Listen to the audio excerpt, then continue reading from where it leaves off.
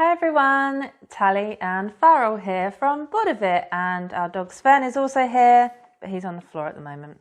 Welcome to our top 9 games of the year video.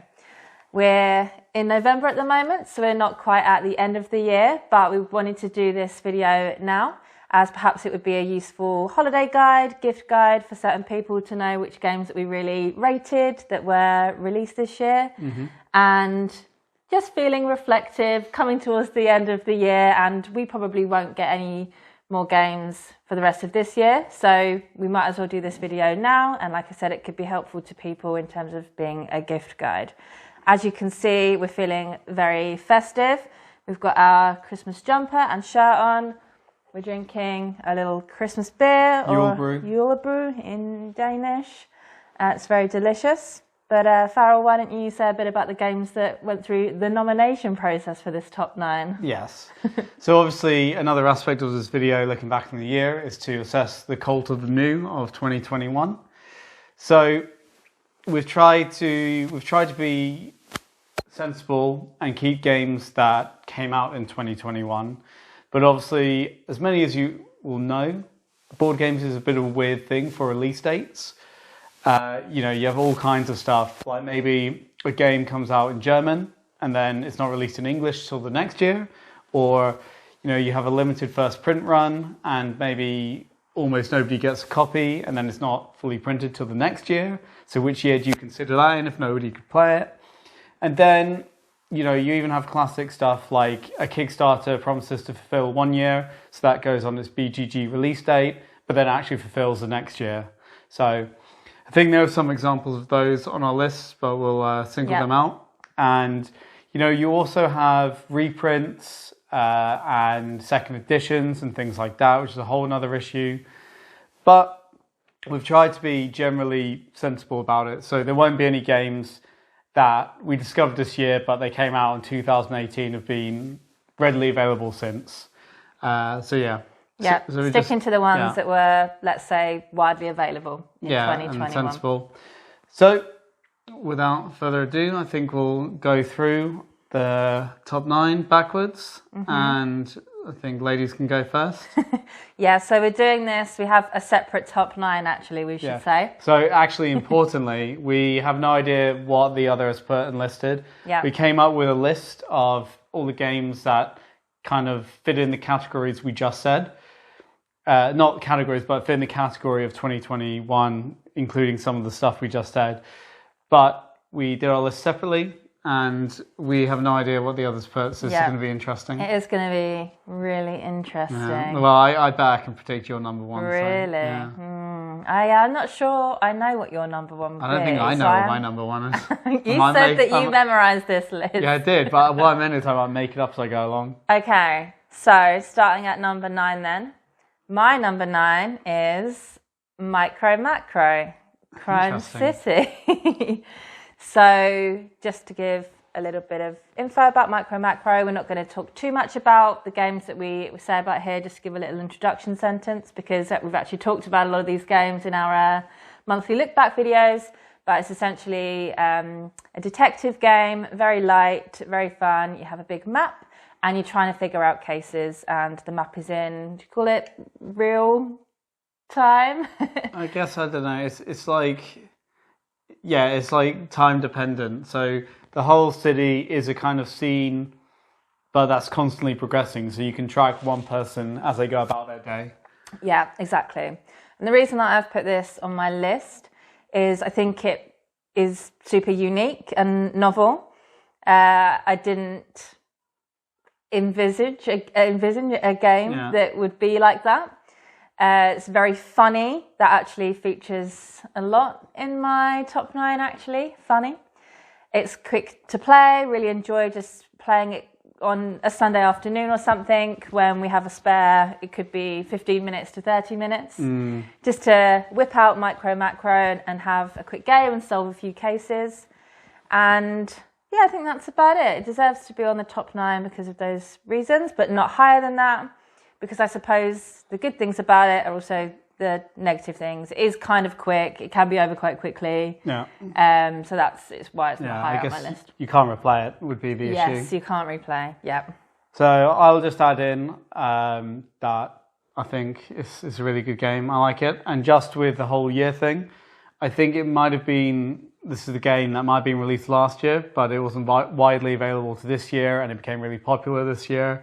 But if you don't accept that, then we're talking about the sequel, Full House, which did come out this year. We've got a get out clause. Yeah, so Full House in that case. Go on then, what's your number 9? So my number 9 is Hadrian's Wall. Oh, oh right, okay. Did you think it'd be higher? I think I did think that would be higher, yeah. Ooh. So I think the ones at the bottom of my list are going to be ones that I really liked, but that I think I have a few glaring issues with, and that's kind of why. Yeah. And then the higher up it gets, the less issues I have with them, maybe. Okay. As much as I like them. So Hadrian's Wall is a heavy flip and write, where you're building Hadrian's Wall, and you have 2 big sheets of paper, and you have physical resources all over the place, and you're randomly told how many of which you're going to get at the beginning of a round, and then you kind of feed them into the sheet. So you usually spend 1 to cross out 1 box, but sometimes those boxes will give you more resources, and then you try and kind of continue as long as you can. And there's all kind of tracks and mini games, and you can develop the town associated with the wall. But I think what I really like about it is that we tend to prefer heavier games. Yeah. And it's a very, well, not very heavy, but it's a heavy roll and write. And it's just really well done. I think we really like the chunk of it. Mm-hmm. It's nice because it has actual components. So it's the first roll and write we've played that feels like a full tabletop game, because you spread out all these components everywhere and you're taking them and using them. There's a lot to explore in all of the different tracks. And I think I just generally like the way it feels when you play, because you mostly play in your head in a kind of constant stream of consciousness, because it's like okay, so I'm going to spend this, cross that out, but then I get that, but then I'm going to put that over there, so I cross that. And there's no time for stopping, if you know what I mean. Just it's really peaceful to play because you stay in your head. Yeah. But the reason it's at the bottom is it just has a few issues. I think number 1 is that because you have all these tracks and stuff, by the time you get to 20 or 30 plays, I think you'll have discovered it all. And I think it has diminishing returns after a certain point. Yeah. And I think as well, some of the tracks aren't equal. Some of them will almost entirely just continuously give rewards, while others will you have a lot of hard work and you don't get too much back. And then finally, it can go up to 6 players, but I would never, ever, ever play it with anyone I didn't live with or like a family member, because it's the most uninteractive, unsocializing game I've ever played. It's detrimental to the game if you have a conversation with someone, because it breaks your flow. Yeah. So it would never be a game that people would come over and I would get out, as much as I love it. So yeah.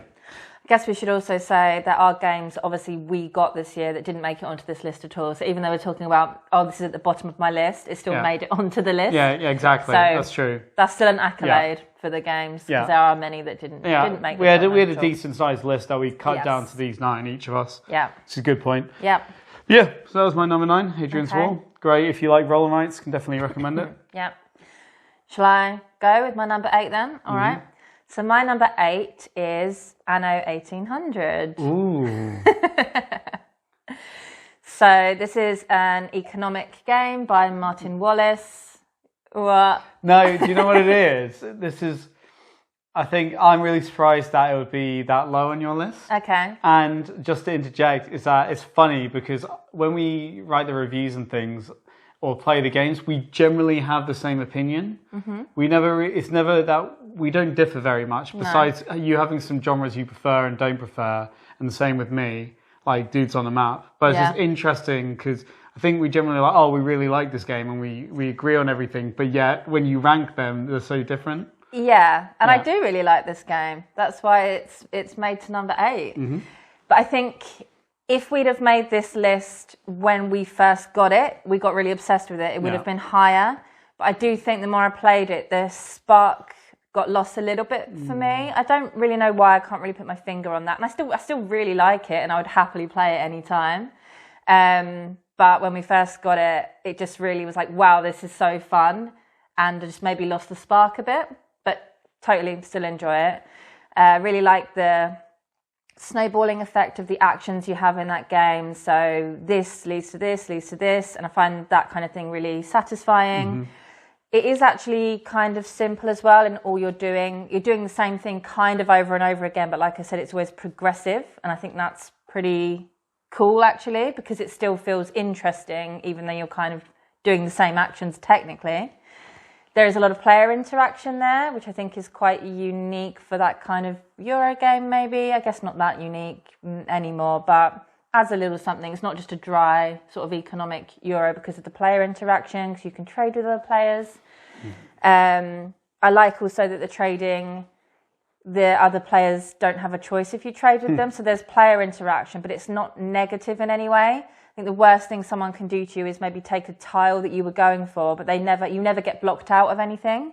So I think that's actually quite nice that there's interaction, but it's not overwhelmingly negative.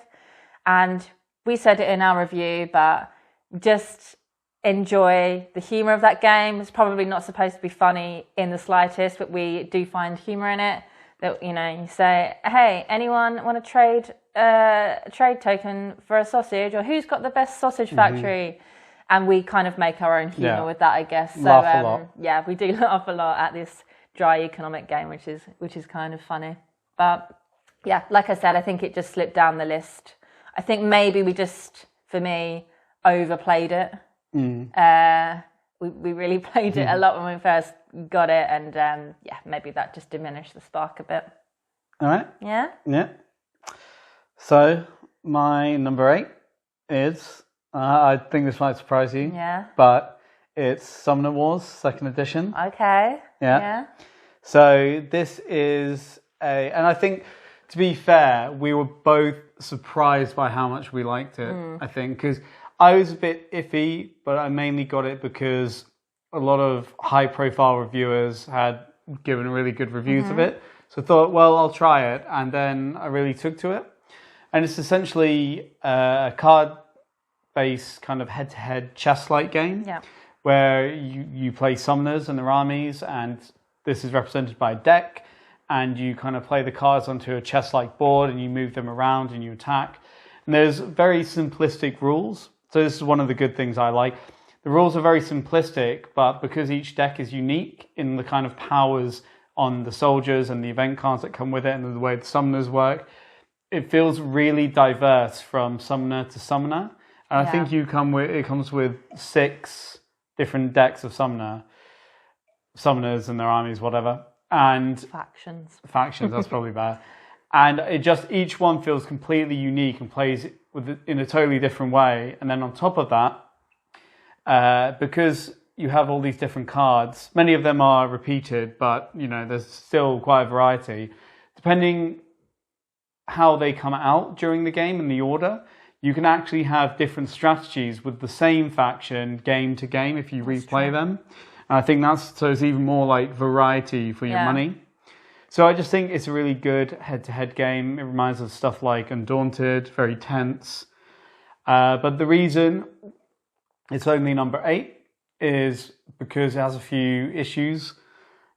I think number 1 would be that, and this might be a personal thing, so don't take it from us, but the box says 30 minutes to 60 minutes for a game. And I don't think we've ever had a game even anywhere close to that, unless a player has messed up and they've been blitzed by the other player within 20 minutes. Yeah.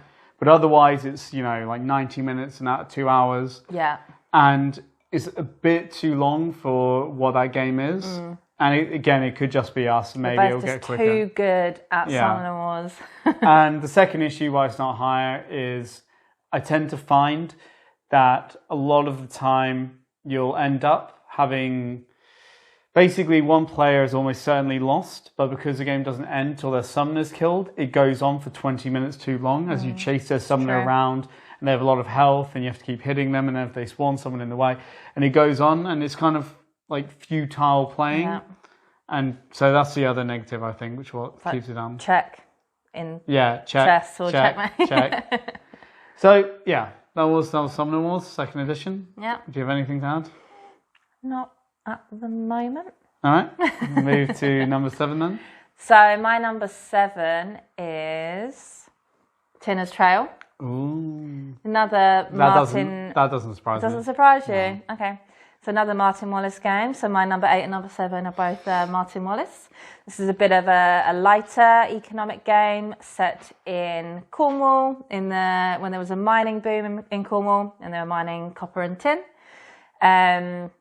You basically bid on some mines and you find out how much metal is in that mine once you've bid. I mean, there are some mechanisms so you can sneakily check, but there's also water in the mine. And the more water there is, the more it costs you to extract that metal. Bad water. And there's just different actions you can do to extract the water and make it easier for you to get your metal out. And what's really cool is that the metal prices fluctuate round to round. So it's a bit of a gamble there. So I think what I mostly like about this game is I enjoy games that are set in real historical sort of geographical locations. So set in Cornwall during... No fancy trite for you. I just like to learn things and if I can do that from board games, and that's just an extra plus. Always thinking about the pub quiz that we do every week. So if I can learn, maybe it will come up in the pub quiz one time. What was the main metal they were mining in Cornwall? And then I would know it was tin and maybe copper. Anyway, I just love travel. And even though it's set in a historical time, I just like things that are based on a real place. Again, I think this is the mechanisms in it. So the bidding and the fluctuating metal prices are really interesting way to shake up something that, again, could be a bit of a dry economic game. I think the fact that you decide each round whether you want to spend your money on buying points or save your money to buy more mines, or perhaps save yourself some money because sometimes it can cost money to extract the metal. I think that's really interesting as well. And it's just a nice little game. I think it's a really good price, what you get in the box.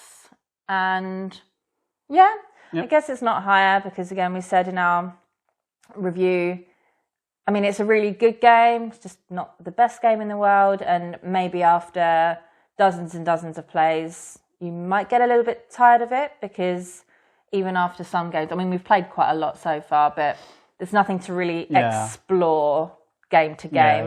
The variability comes from like bidding with the other players and what happens there and how much metal. So it's like if you just juxtapose with Summoner Wars, where you have these different decks, and you have different cards coming out at different times each time you play with those same decks. Whereas here you don't have that. It's just randomization of the mines, and the gameplay is exactly, you're doing the same things just in a remixed order. A lot of it comes from the player interaction, which is great, but obviously if the game's the same every time, eventually that interaction is Guess it depends who you're playing with, but we were playing a lot with our friend Vahab, who kept tanking the auctions basically, didn't he? And he kept doing that strategy like game to game. And to be fair, it did work for him. I think the first one or two times, and then the third time it just didn't. So hopefully he'll just stop doing the same sort of thing every time. He basically was... It's because we're too competitive. Yeah, we're horrendously competitive. So he would start an auction, not even wanting that mine, but he knew me and Farrell would try to outbid him or outbid each other, cause us to spend all of our money, so then he would just get a mine for £1 because none of us had any money left. Damn Vahab. Yeah. But okay, what's your number 7?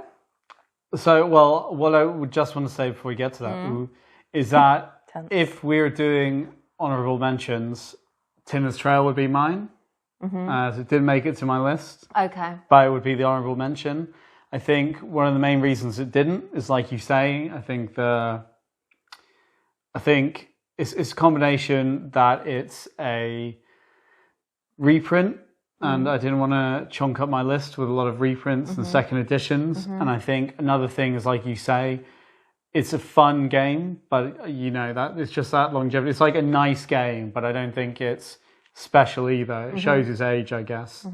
But I did really enjoy it, so that'll be my honourable mention. Fair. So, number 7, I think this might surprise you actually. Okay. And I will say, this is the most risky one I've put on my list, because it's the one I feel like with a few more plays, I might just turn around and go, oh, I actually don't like it, or it's boring or something. Interesting. but it's also the one that stays in my mind. And no matter how long it's been since we last played it, I want to get it out again and give it more goes. And that is Intrepid. Okay. Yeah, no, that's... So yeah, number 7 is Intrepid, and this is the one that I might spend the most time explaining, just because I think it would be the one that people are least aware of. Yeah. So it was a Kickstarter from 2020 that backed this year, I think in the summer. And the concept is it's a cooperative dice management game where you're all astronauts aboard the International Space Station in the midst of a disaster. So think the movie Gravity. Maybe there's a toxic leak. Maybe the station's been hit with debris and you have to kind of survive. So the gimmick is that each astronaut, they're all unique and they're represented by different nationalities, and each nationality has its own way of manipulating the dice. So you have your own private puzzle, you could say. I think as an example, Russia is about re-rolling the dice to get very specific dice, but you get to re-roll a lot. And then you have to put these specific numbers on tiles. That, you know, for the space station, these generate resources. And then who did I play as last time? Canada. They had a thing where they rolled a lot of dice, but any odd ones got put into storage and you couldn't use. And it was about manipulating the dice in your storage or getting them out of storage with specific numbers or evens or, you know. So these all play differently, and I think it's just a generally interesting puzzle. So why it's on here is I think it's quite unique. Yeah. It stays on my mind and I always want to go back to it. We haven't played it so much, which is why I think it could change. But we've had it a long time, so it's not like Cult of the New. It's played on my mind all that time. And I just really like... I'm not super big on cooperative games necessarily, but it does it perfectly for me, which is where you kind of do your own puzzle. And there's minimal ways you can help each other. You can send each other a die or something, but that's about it. Yeah. And you communicate and you're like, okay, well, if I add this tile to my side of the station, you know, you're going to have to make more oxygen next time. So, you know, you're like, can you do that? And you kind of communicate about what you need. And you win by completing missions, which is producing more and more and more of certain resources or doing something. Yeah. And I like that you can't quarterback, you get your own puzzle, but you still collaborate. I like the manipulation. I think it's really interesting how each astronaut has this really different manner of working, a different puzzle. And I think the components, I mean, it's a bit of a mixed bag. Some of the components are really nice and others are not so nice. And I think it was a thing that when it backed, there was like damage to a lot of the components and they had issues. Ours is mostly okay, or there are a few things. You can see glue marks. It's a bit unaligned as well, player mats and stuff. But I think the dice are really hefty and nice, and it's just a really interesting game that stays on my mind, and I want to go back and try a different astronaut or try a different scenario. So yeah, so that was my number 7, Intrepid. Yeah, that's fair. Yeah. I'm not going to say honourable mention because it didn't make it to my list, but yeah, I do think it's really interesting. I think I just didn't put it on because we hadn't played it enough. I think that's fair. Really like it, but I don't know if I've formed a full opinion of it. But I would agree with you that we're more competitive, so we, you know, not massively into co-op games. Yeah. There are some we like, but agree that I like kind of doing my own puzzle. Although... You shouted at me once because I did my puzzle wrong. No, she didn't do a puzzle wrong. She did basic addition wrong. Maybe I do need help. Yeah. It's hard. We had to generate electricity and I was like, we need 16. She's like, yeah, I can do that, no problem. And then she did it and she only generated like 10. No, and then we instantly went into the red zone and everyone died. Yeah, oh well. Never mind. Okay, should we move on to number 6? Yeah. So my number 6 is Summoner Wars. No. Are you kidding? No, I think it's really fun. I never would have thought it'd be that high. I enjoyed that reaction. To quote you, I am shooketh. Yeah, maybe it's just the fact that I looked at it when you got it and thought that it just wasn't going to be my thing. So maybe I'm over-ranking it because I was so surprised by it, if that makes sense. Maybe if I wasn't going to be surprised by it, it might have ended up lower in the list. maybe that's, I don't know. I just had to rank on gut, and that's where it sat. But yeah, like I said, I was really surprised by it, the cover and the art and everything. And I shouldn't really judge things by their cover, but it just looked like it wasn't going to be my type of thing. And then we played it and had a great time. And you would explain the game, but just think it's really fun. Well, I'll say fun. It's quite stressful, but it's really tense battle that takes, I guess, a concept that it is kind of chess-like, and then has these layers on where you have these different summoners and factions. And I just think it's cool. Yeah, I think I was just surprised by how much I liked it. Yep. So, yeah. Yep. Good. Go on, what's your number 6? Yeah. Okay, so my number 6, hello Sanson, is... Why don't you come up here and show everyone? Nah, he's happy down there. Are you happy down there? My number 6 is Kemet, Blood and Sand. And this was, a Kickstarter. It was, I guess, not reimagining, but an updated version of Kemet, and we'd never played Kemet before. And I think, so from the start, what I liked about it is you're not necessarily so big with Dudes on the Map games. No. And what boosted my enjoyment of this is that you quite liked it. Yeah. So then it wasn't like this thing where I felt guilty that we're playing. No, I never feel guilty, but you know what I mean. It's just never fun when you're playing something and someone's obviously not enjoying it. Yeah. So you enjoyed it, and I mean, there's just a lot to like about it for me.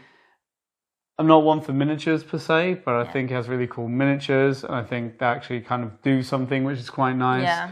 I like all the crazy powers you can get, because you can upgrade powers, you get these game-breaking powers, and it's just really cool. And because they're all unique, different people go different ways, so there's a lot of replayability there.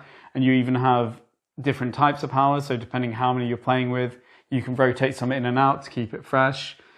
So you can do a lot of kind of, sideways movement, weird little things. And I like the battle system. I think it's really clever, where you secretly play a card. Yeah. And what I really like is that you have the second level of the battle card, where there's a difference between winning a battle and killing the opponent's troops. And I like that sometimes if you play it right, your opponent can win the battle, but then they have no one left, so they don't get to take over the territory they're fighting for. I just find it really interesting. I like that there's a lot of weird movement with the teleporting. I just think it's a really good, fun, swashbuckling game. You know what I mean? Just really vibrant and actiony, and it never gets bogged down too much with the battles. And it's just kind of almost a beer and pretzels type Dudes on a Map game, but you do need a bit more strategy than that. Yeah.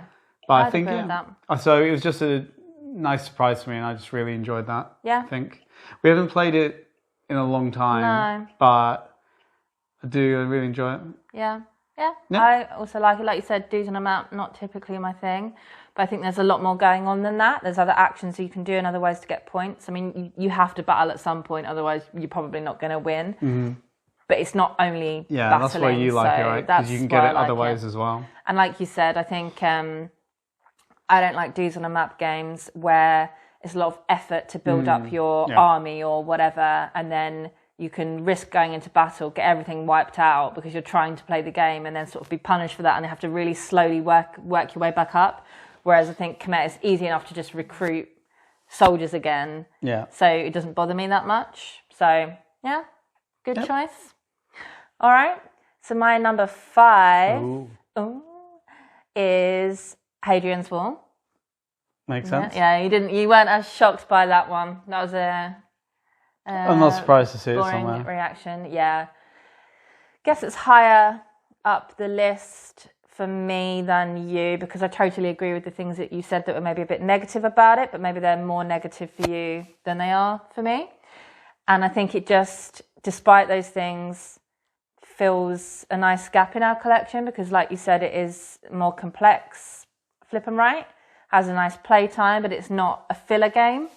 So I think it just fills a nice space in our collection, and I always enjoy playing it. I don't think there's ever a time where you'd say, oh, I should get Hadrian's Wall out, and I wouldn't be feeling it. I think I would always just be really up for it. So I think that's why it's a bit higher up my list than you.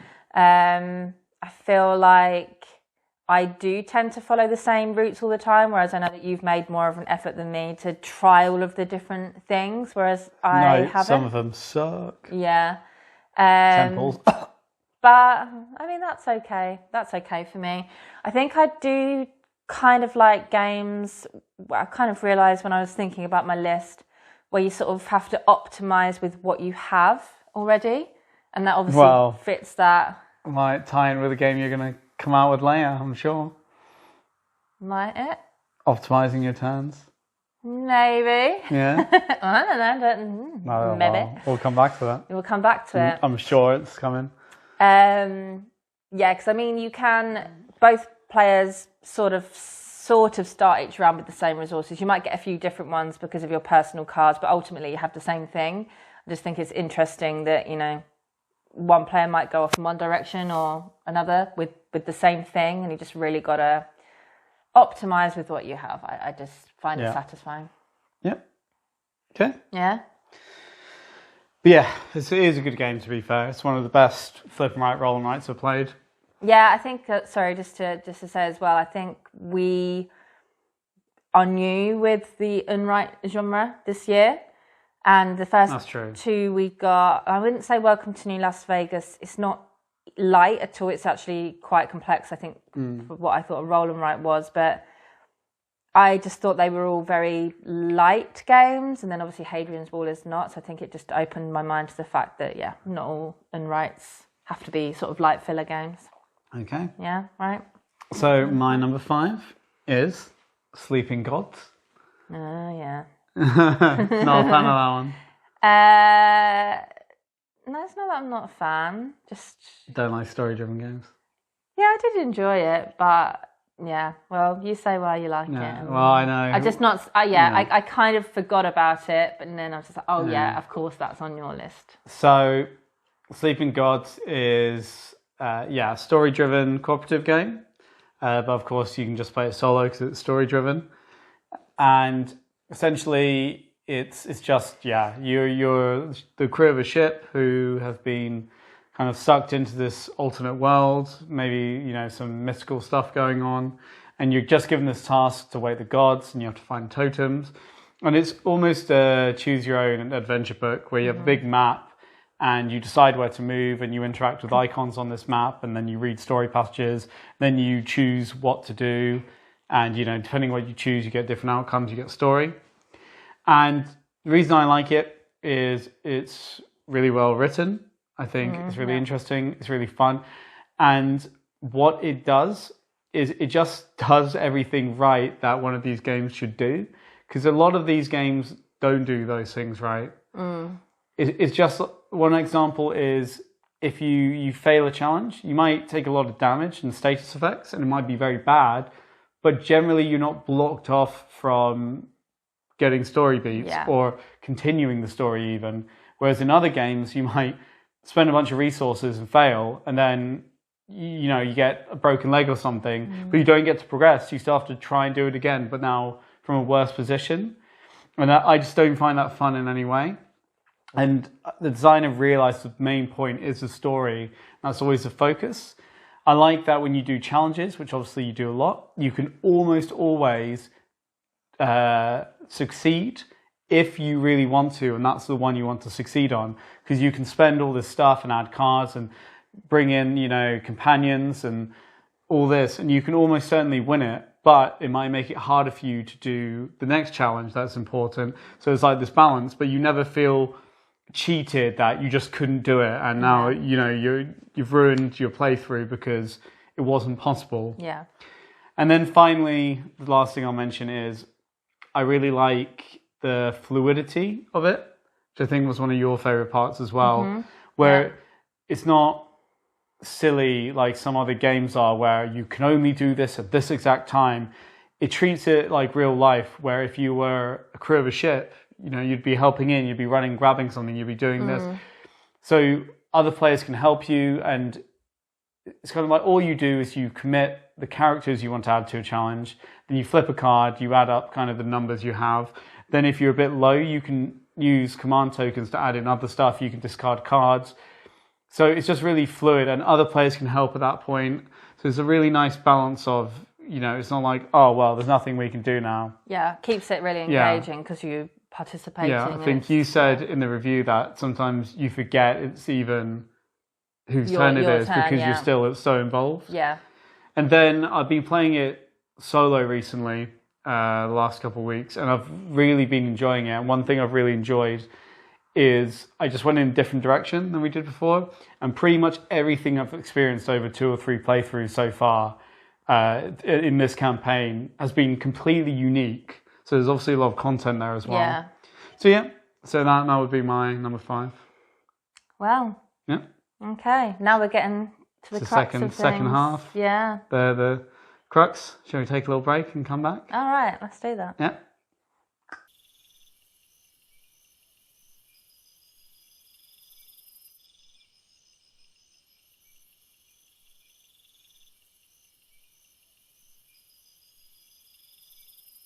So we're back and ready to do it all over again.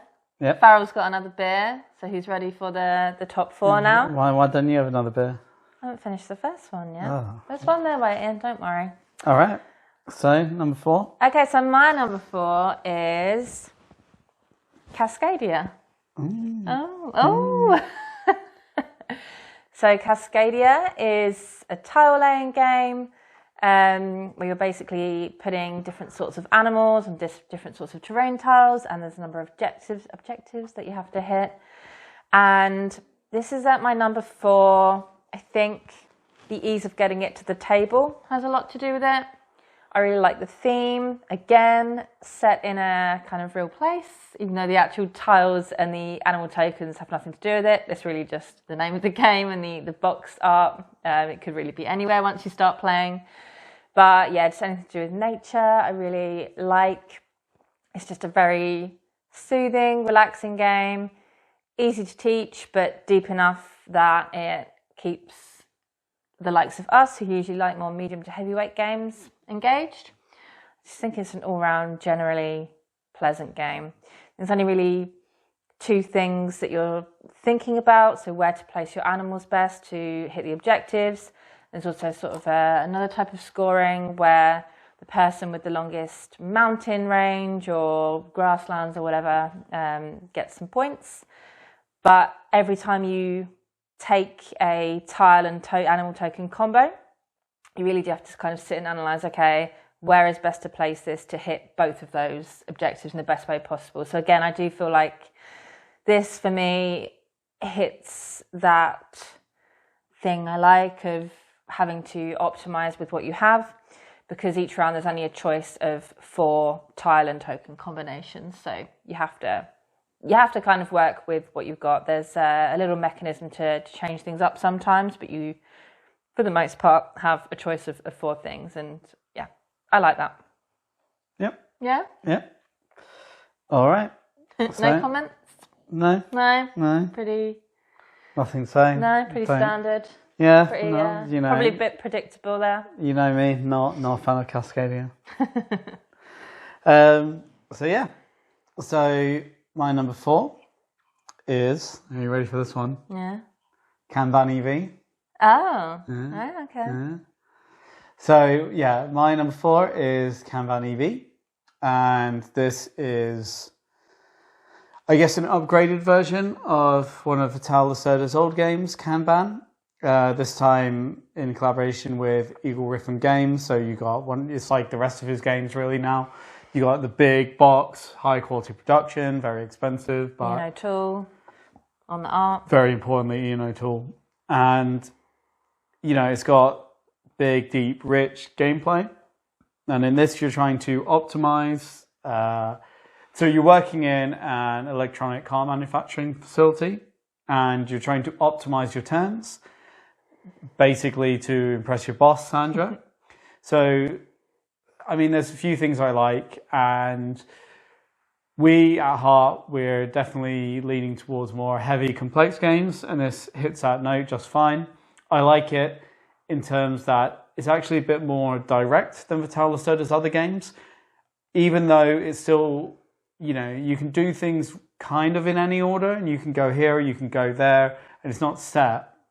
You don't, it's not like, say, Great Western Trail where you have to move around a path in that order. You can kind of go anywhere, but, you need to get car parts and car designs to then get cars and upgrade cars. Yeah. There's a very logical order there that you can kind of go towards, and then you loop back and forth and you loop round.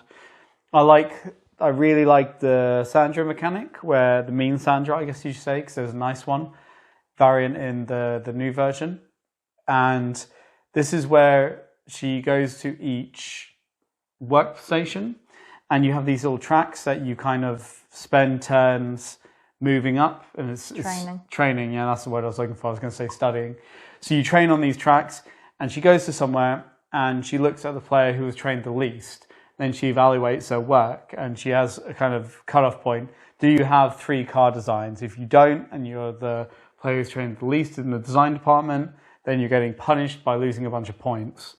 And it's just a really great mechanic, because you can almost use her offensively against other players. If you go to a department just before she gets there and move up the track, then they lose a bunch of points they didn't think they would. Yeah. It just adds a bit of spice to this game, and I think it's such a cool and interesting mechanic, because we tried it with Nice Sandra once just for our review, and we just found it really, to make the game really kind of plain and boring. Yeah. It really took some of the fun out of the game, I think. But also, as we said, we're very competitive and we're savages. So love to see each other get negative points. So that's Kanban EV, and it's just something, I really enjoyed it. So that's why it's number 4. But it wasn't my all-time favourite of the year, obviously. Interesting. Okay, so top 3 now. Oh my goodness. So my number 3 was Orleans. Oh, really? I'm trying to think now, because I almost said I know what your number 1 is, and now I don't know what your number 2 is. I think my number 2 will be interesting to you. But I'm trying to. I won't think, so just take up time, and I'll look for the whole thing. So you just tell them about Orleans. Yeah. So correct me if I'm wrong. You know more on the details than this, but it was republished this year by Capstone Games, right? Yeah. I think it's an older game, but well, I will say this is probably the most cheeky one on the list, because Capstone got the rights to reprint it, I think. Yeah, everywhere. So we got it because we generally, any game from Capstone Games has always been a hit with us, and we really trust the games they put out. Yeah. So I think every time we'd seen it in, the Board Game Geek, I think it's in the top 30 or something maybe. And every time we'd seen it, our eyes just glazed over and we're like, oh, beige Euro. They just ignored it because I was like, don't care. But then when Capstone said they were going to reprint it, we're like, okay, well, we're a little interested now. So we got it, and so that's why it's on this list. But technically, I think out of many reprints like Tinner's Trail, it's probably, I think, the least jazzing up they've done to it. So it's a bit of a cheeky one, but I think we really loved it. So that's why we're kind of making the exception. Yeah, like you said or alluded to, it is a sort of beige trader game. You're going up some tracks, a classic Euro really, up some tracks. Monk tracks, literally monk tracks. Getting some monks to work with you, getting some farmers to work with you in ye olde times in France. But what I think is really interesting again is just the mechanic where how you get your workers is really shaking it up. And without that, obviously it would be pretty dry, but essentially you will usually get workers every round, and you put them in a bag, much like Quacks of Quedlinburg. And then every round That is almost certainly 60% of the reason it's your number 3, because it's like Quacks of Quedlinburg. True. And I couldn't put that Yeah. for the best games of 2021. Yeah, I do enjoy pulling things out of that black cloth bag. So you pull the workers out and you only get a certain amount, which you can increase, but let's say it's 6. And you place your workers on these different actions. So to go to the next city in a wagon might require, I can't remember off the top of my head, but a boatman, a farmer and a knight, let's just say. But once you've pulled them out of your bag, you just have those to work with. So again, I think it just ties into that whole optimizing with what you have thing for me. And it's just so satisfying when you pull out 6, 7, 8, however many workers, and you can just slot them in all nicely and then get 3 actions out of it. Because sometimes you might have like a leftover worker that you can't use that round. You can still place it, but you obviously can't do the action for that round. So you just have to leave it. When they all fit in nicely, just find that really satisfying. And again, we played it once the first time, didn't we? And then I think played it about 3 times in a row. We left it out on the table because we knew that we were going to play it again. And I just like it. I just think it's really fun. And yeah, it's a cool game. Little bit of player interaction in terms of where you go on the map, but very small amount. The only thing that is horrendous about Orleans is the setup. So it could never be number 1. Yeah, I agree with that, 100%. All right. What's your number 3? I'm getting excited now. Do you want to have a guess? No. Okay. Oath? No. Okay. It is Orleans. Ah, nice. It's a bit annoying because I think you just read from my script and said everything I wanted to say. No, I just wrote mine before filming it of what I wanted to say. Literally, the last sentence is the same as my last sentence about the setup. The thing that keeps this from being an even more top tier game is the setup. It's so horrendous compared to what you get. I think we said it might be the first game that we buy a custom insert for just to get it to the table more. Yeah. Because it does prevent whoever decided that you should randomize all of the tokens and then put them all back in order again.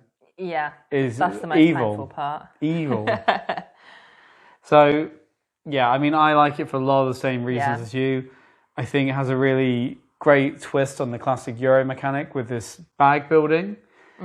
I really like the ways that you can I guess negate luck, but the fact that if you get someone who's not useful to you that turn, you can put them on their action space, you can put them on an action space you want them to be on, and then they stay there throughout the rounds. Yeah. In fact, you can even fill up an action space so it's ready to go and then not do it that turn and do it the next turn. I just think that's really clever. Yeah. I really like that mechanic that you can, okay, well, I can't do much with this, but I can put him over there kind of thing. Nothing's wasted. Yeah. And I think it's fun to draw out the bag as you went over. And what I like is that a lot of the times you gain new workers. And basically most of the game is gaining new workers in some way, moving up tracks, very Euro.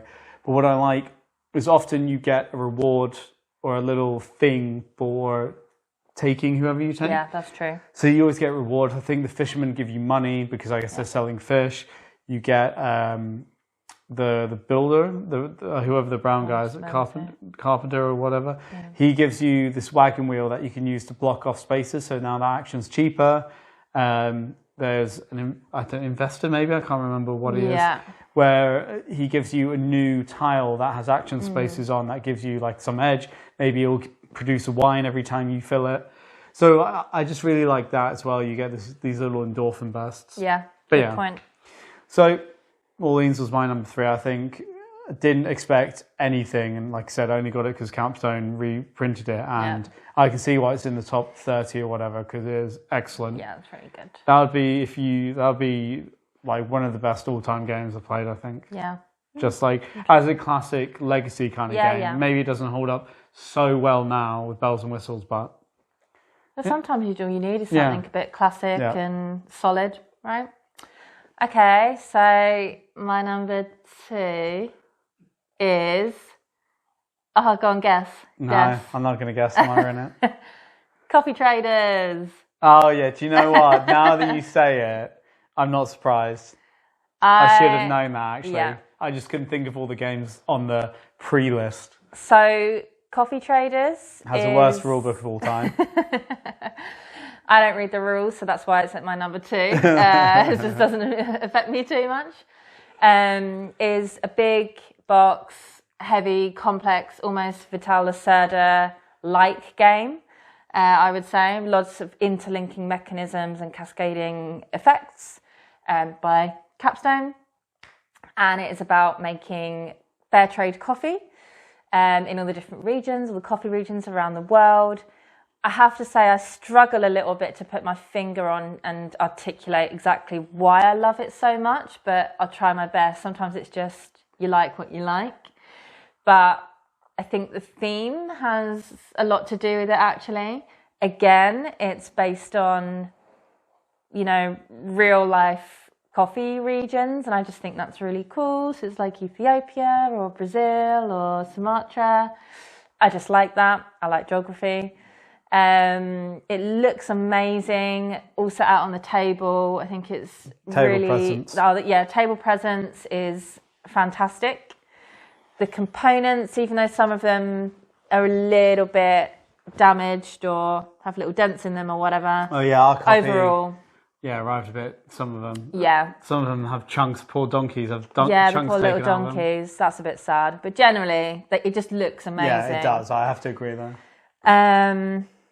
Just think it's so interesting. I'm not very good at it because I'm famously not good at Eurogames, but I just like how you go through these phases. So you have 3 years, and in each year you have 3 years. Yeah, 3 years, and then I think it's 6 phases in each year. So in this year, in this phase, you put plantations down, or you have different actions that you can do on the board, on the different regions where you might be sort of building the plantations, but you're not completely in control of the regions, because obviously the whole theme is about fair trade and being cooperative.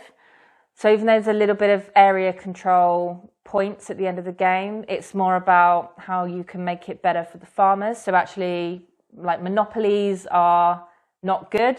Yeah. You're not supposed to monopolize the regions. I think, I think it's just a really interesting mechanic that you do get points for area control, but it's kind of, I guess, in the meta, points for helping the coffee traders grow, or the coffee farmers, I should say, not the traders, like grow their fields and what they can do, because it's just a really interesting twist that, and it's something that's, I think, hard to explain to people their first play, is that they're like, oh, well, you know, I've got all these plantations, so I get like 7 coffee, and you're like, no, you don't get any coffee unless you buy it.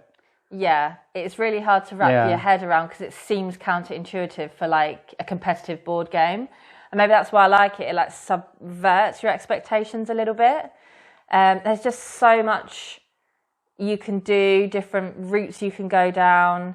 Obviously, we don't get it to the table all the time because, as you alluded to, the setup and the rules are challenging, and it is a big, heavy game. But yeah, I just really like it. Yeah, to be fair, I don't think it's heavy enough that it would prevent me from getting it to the table, like maybe a Vital Lacerda one would. But I would say the setup is a big part. Like, I don't think it's a game I'd ever set up on my own anymore. It's just it's tough. Yeah. But yeah. There's just different ways that you can score points. So in our first game, our friend, who we thought was really playing quite incorrectly, who was selling a lot of coffee to the coffee bars around the world, which we weren't really focusing on so much, he actually ended up winning the game. So I just think that's fun. It's different routes, and again, you really have to optimize your turns. It's very tight, actually. So you just have to really make the most of everything that you're doing. So, yeah. I think that's fair. I'm not surprised, actually. I just forgot, because I just forgot that. It's not on my list. I'll ruin the charade now. So I just forgot. I think I do agree with everything you said, actually. I think maybe I like it a lot less, because I'm the one that had to go through the setup and the rulebook. Yeah, and I think even today there was a post on Reddit about worst or best rule books, and I posted about it because I still get mad thinking about it. It's just such an awful rule book and awful setup instructions. It's a shame. I think we said in the review that it's a game I would love to see a second edition of, just to tighten up the rule book. Yeah. Essentially. Yeah. But I agree with a lot of what you say. I don't think it's not like I'd be like, oh, that game isn't very good. I think it's very interesting. It's got some good decision spaces.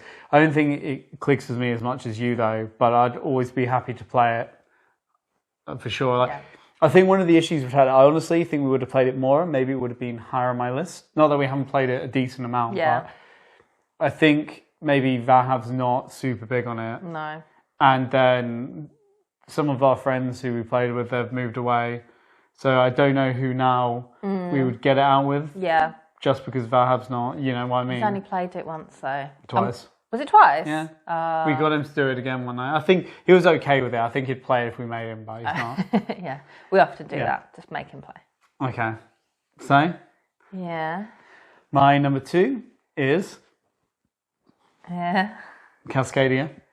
Oh, that is interesting, actually. Yeah. Yeah. So my number 2 is Cascadia, and this was actually one that I was really back and forth about being my number 1. And the reason I think it's not is you described it very well, but for me, just that it doesn't do anything novel. It sounds really mean, but unoriginal. Yeah. If you know what, the way it works, there's nothing too clever about it. So I felt a little, and also I think the other half would be that we like big, heavy games. So it also wasn't that. So I don't get as excited about it as I would a big, heavy game. But personally, from my side, I think it would deserve to be on a lot of, best game of the year lists, just because it threads the eye of a needle so deftly in that, as you said, it's very easy to get to the table and teach even a non-gamer, but it's the way the scoring works and the puzzles are so interesting. That me and Talia play like 13 or 14 times, and I still want to keep playing. I've never been bored from it. I'm not getting bored. I think I could play it dozens of times just because, you have the different scorecards, and I think it came with 5 different scorecards, and you have 5 different animals. So the combination alone is going to be, so high of getting different ones and doing different things with them if you just randomize them. I guess you're not expecting it to do anything novel each time. So we're more than happy that we know what it's going to be like every game. We're still happy to play it every time, right? The puzzle, figuring it out, I just love it. Because it's also random what you get, and there's a way to mitigate luck. And I think it's just a really brilliant game. Yeah. It's perfect. I think it's nice as well that we've played it with my family, and they took to it. Yeah. And so it's nice when... I think my mum stayed back a couple of months ago, and it was like the only game she asked to play again, and we played a couple of times. So that's nice if you can get your family on it as well. Yeah. But yeah, so that's my number 2, Cascadia. I think it's a near perfect game, I'd say, but just not, it doesn't have that wow factor. Yeah, I'm not surprised it's so high on your list, but I'm also surprised because it is that lighter... Yeah. I just thought all of your top ones would be filled with heavier games, but that's good. We're very diverse. All right, so... Besides the fact that we've had loads of games on the same list, just different positions. Yeah, that's true. Yeah. But I just mean in our tastes. Yeah. We can go from lighter to heavier. I see what you mean. Yeah. Yes. Yep. So the big reveal then. And I mean, I 100% know what this is, and I don't know what yours is, so I'm a bit annoyed because I'm maybe more predictable. When we first decided to do this, I 100% knew what hers was going to be. Go on then. Okay, drum roll. Yeah. And Tally's number 1 is Kanban EV. Yeah. Yeah, it's my favourite. As fans of the channel will know, we absolutely love Scythe, and it is our number 1 game. Holds a very special place in our heart. But if that aside, Kanban EV, at the moment is my favourite game of all time. Again, like Ooh, Coffee Traders. That is bold. It is a bold statement. I mean, maybe something Even else I didn't know will you come liked it along. that much. Yeah, I do. Out of all the games we have, it is my number one. Not just of the year, but my total number one. Apart from Scythe. That's in a special category. That's like legacy number one. Yeah, exactly. Yeah, again, like Coffee Traders, I do find it a little bit difficult to put my finger on why I love it so much. Probably just ties into a lot of the things I've already said about turn optimization. Again, I find the table presence really amazing. It looks great. The art is brilliant. The components are really nice to hold. And I think it's just the production quality is super high. I do love, you've already said because you've spoken about it, but I agree with the Sandra mechanic and the way she knocks down points. It can be really frustrating, but it just shakes the game up because it could otherwise just be, I don't think I would ever call it just a standard worker placement game because it obviously has a lot more going on than that. It is a Vital Lacerda game, more sort of interlocking mechanisms, but I think that really does elevate it. Super brutal, but also very unique, and gives you just that extra something to think about when you're playing. So yeah, again, I'm not that good at it, but I have won a few times. Maybe that's why it is also number one. It's probably one of the only like Vital Lacerdas that I can win sometimes. We had a month, maybe 2 or 3 months back, where we played it a few times again after not getting out for a while. And I think you lost both games and you got really depressed. Yeah, it's my favourite. Yeah, but I still want to play it. Yeah. I play it now. Love it. It's so good. I will say that I think it's a testament to how much maybe you like it, but also both of us. It's quite high on my list. That it's obviously this big, heavy Vital Lacerda game, but I think it just missed. We recently did a video on our top 10 most played games. And it just missed that. And I think one of the things we found interesting in that video was ease of getting something to the table almost always trumped how much we love a game. And Kanban was just off that list, which actually is quite impressive considering, how much effort it takes, you could say, to play it. Yeah. And we've only had it since January, and the record's been going for much longer than that. Yeah, that is really true. Yeah. Yep. Okay. So, final number one. We didn't clink. Oh, that wasn't really clink, was it? There we go. Out of the tins. This is very Danish. Okay, so my number one. Do you have any ideas? I actually don't think so, no. Okay, well, I guess it'll surprise you. But my number one, after consideration, is Anno 1800. Oh, of course. Oh, that's your number one. Yeah. Oh my god. Okay. Yeah. I think it won out because I love a big, heavy Euro. As you said, I think it might be a personal opinion that we've had a lot of laughs playing this game. Like the first couple of times we played it, it was just so funny to us to argue about whose canned meat factory was best. And I love that at each player count, you have a different puzzle because at 2, everyone can get the industries they need. So you don't really need to trade that much. Whereas if you go up to 4, you have a 1 in 2 chance of not being able to get the industry you want.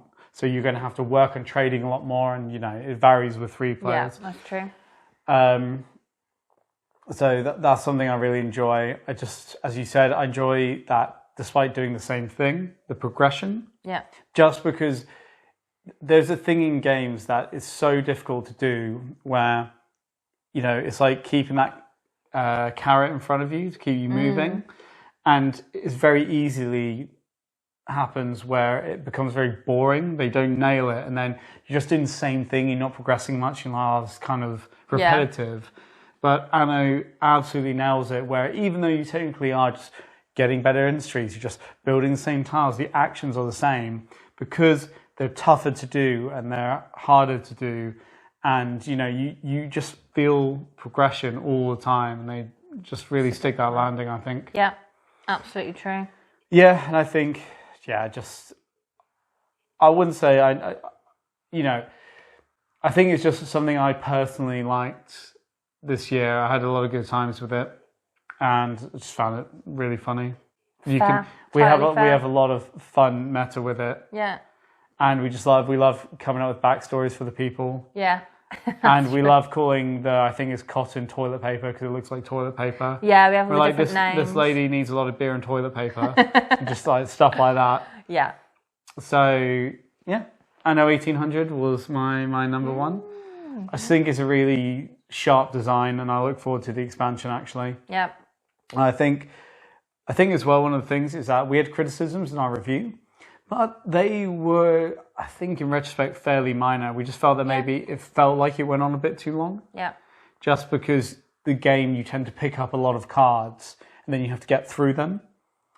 And sometimes you can get to what you said, the middle of the game, or maybe even the kind of last third of the game, and go, oh, I've got all these cards. How long is it going to be? And then it just ends.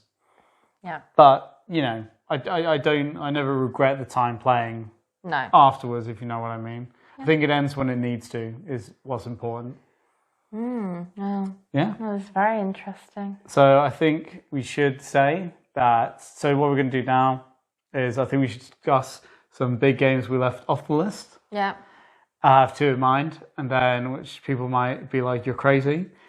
And then we'll also do some shout outs to games that we experienced for the first time this year and really enjoyed, but they're not from this year. And those, we're not going to go through them in depth, but we're just going to shout them out. Yeah. In case you want to know the games that we discovered that we really loved this year that couldn't put on this list. So obviously I think two that people might have expected would be Oath. Yeah. And maybe Unfathomable. Okay. Yeah. Which I think we didn't put on because Unfathomable would never be in my list. To be fair, I think it's all right. You've played it less than me, though. I did play it less than you. Do you know what? I did consider putting Oath at the bottom of the list because it's just so interesting, isn't it? And in our review, we did say it takes a lot of plays to get into, at least in our experience. We found it tough and, I don't know, real fluctuating relationship with it. Then that in itself is kind of interesting. Yeah. And even after 10 plays, I'd get really frustrated with it. But it does kind of just leave you wanting a little bit more. And just because of that, I did think I was considering to put it maybe at number 9 or 8 or something. That is interesting. But yeah. I'd say I never considered Oath, but it's only because a big issue we had is that you need a dedicated group to play. And we didn't have that. We did play it a lot before we did our review. And one of our main gaming buddies, he played it almost every time with us, and in the end he got so frustrated with it that he still refuses to play it, which is a big thing of why we can't play it anymore. So we've just struggled to find people, and I think that is actually quite a good reason to not have it on the list of our favourite games, because if you can't get it to the table, what is the point of it, no matter how good it is? And it's not even that we have certain people that have played it and don't want to play it anymore, but I can't even imagine being bothered to try and get someone into it. Do you know what I mean? It's such a barrier. I'm like, I don't really want to explain it. I don't want to have to go through the first few games with them where, it's not that fun in the first few games. You don't really know Sometimes it's not that fun in the second 5 games. Yeah, so, that is a barrier, isn't it? Yeah. But you're right, it's very interesting. And I honestly probably would like to get a group where I could play it maybe once a month or something and keep trying it. Because, we love Root, we love Pax Premier. I think there's interesting mechanisms. I think I love the cards, the art, the design. Yeah. It is just, again, if you can't get it to the table, then it's not, how's it going to be a good game? Yeah. So, Unfathomable, I think, is likely to be, maybe it wouldn't be on people's, I think it probably would show up on a few people's best games of the year, because it's long awaited. There's a lot of hype around it. We have a review of it. But we just kind of found that because they've adapted it into the Arkham universe, it was too random.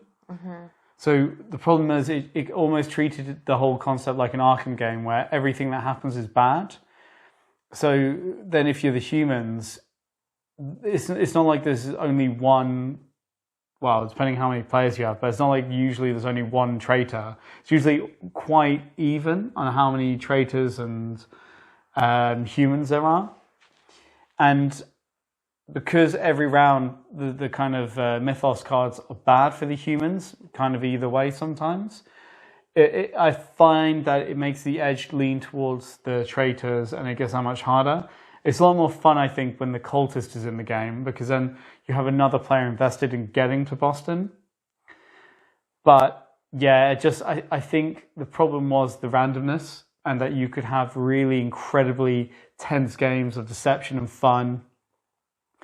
And then you could also have games that it's practically over within the first 20 minutes and it's obvious who's going to win. Or you can have games where it's in the middle, but what will happen is with the first hour, you move 6 spaces towards Boston. Second hour, you move 2. And then the game, I think by far my biggest criticism, the thing that keeps it off the list, would be the length. It by no means needs to be as long as they made it. Yeah.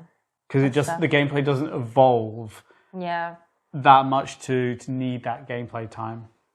Fair. Yep. So that's why, if I don't know, you expected those two to be on there, that's why they're not, I think. But I think, I think Oath would probably be on a lot of people's lists if they had been playing it. Okay, so then we'll move on to just the final shout-outs.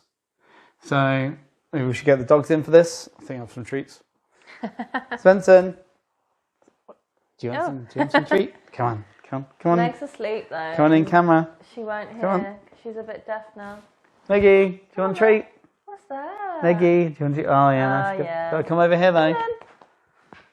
See, here's Svensson. Hopefully you can see it. Oh, nom. Come on. Meggie, come on. You gotta come up for it. Good girl. Yeah, there we go. Sit down. All right, so I think your number one shout out would be Quacks of Quedlinburg Quacks. for your favourite game you discovered this year. Yeah, absolutely love Quacks. Love the bag, the push the luck. I just find it really fun. I think in part it's because I can beat Farrell at it, which is a rare occurrence for a game because he's too much of a gambler. I think you've won the last 3 games in a row. Yeah, I just think it's really novel and unique and just like a bit of fun, right? Is how I feel about Quacks. Yeah. How about you? Yeah, I mean, I really enjoy it. I wouldn't have played it 22 times or whatever we've played it if it wasn't I for didn't me. like it. But yeah, it's a game that I say every single time we play, this is a stupid game. Yes. So I have mixed feelings, but I do love it. So I think also, I'll just run through them. I think Undaunted would be one that really took us by surprise. Oh, yeah. And we really enjoyed. So I think what else we've played a lot this year. I think definitely Undaunted. That really took us by surprise, and we loved the deck building and how tense it was, and we had these 2-hour battles. Yeah. Fire, we played a lot, didn't we? Oh yeah, Fire we've played a lot. That's true. That's quite an interesting game. Yeah. I was trying to think. Oh, what do we have over there? Need to consult the cupboard. Yes, that is always important. Oh god, this is a problem. You play so many games, right? And then it's like... I really liked Praga, actually. Oh yeah, Praga was a really good one. Yeah. I think Hansa Teutonica was a good one for getting people to play. Yeah. I guess we have to give a little shout out to the quest for El Dorado after this last week. Sorry, I meant to do that. So the quest for El Dorado has been, we got it about a month ago, and it's literally we did a video 2 weeks ago of our top 10 most played games, and El Dorado is already in that list now after having it for a month. Yeah. Because the families love it. I think I've honestly played it. Must have been like 8 times with my mum. Probably. Yeah. It was a lot of El Dorado. Yeah. No, but I mean overall, because we played it the first time we played it with her. Yeah. And then we played it 6 times over the weekend when she was visiting. So El Dorado has been a real end of year one. I guess I'd like to give a shout out to all of the roll and writes that we got, all the ones that we got first, I suppose. That I was really going to say, I got us think into the genre. I also earmarked Railroad Inc. as a shout out. Exactly. That was on our most played, and that's the first one we got, I think, maybe. For sure. Yeah. A lot of good games this year. Yeah. So I think you can't go wrong, obviously, with any of these games. They're all really good and unique and fun and interesting. It's been a good year. We've played a lot of games. Very tired. Tired of board games. Oh, yeah. No, not really. I want to play one after this. Yeah, I was just thinking that. Maybe on Mars, something heavy and fatal surgery. Ooh, okay. But yeah, so that was our top 10. Nice. I think I had a lot of... Well, we can add one now. No, joking. Top 9. And I had a lot of fun filming it. Yep. The most important thing is that we hope it helps you. If you were, well, maybe you're just interested in what they were, but also if you're trying to decide what to get for yourself or someone else, we hope it was helpful. Treat yourself. It's the end of the year. Treat yourself. Treat yourself. Either way, we hope it was interesting. We'd love you to comment what you think of our choices and whose is the most right. No. Yeah. And if you enjoyed this or it was helpful, please like and subscribe. Mainly subscribe because that's very important to us. And if you subscribe, we'll give the dogs some treats. But more treats. They already get a lot of treats. Yeah, they get a lot of treats. You just saw them get treats. But most importantly, thank you for watching, and we hope you enjoyed it.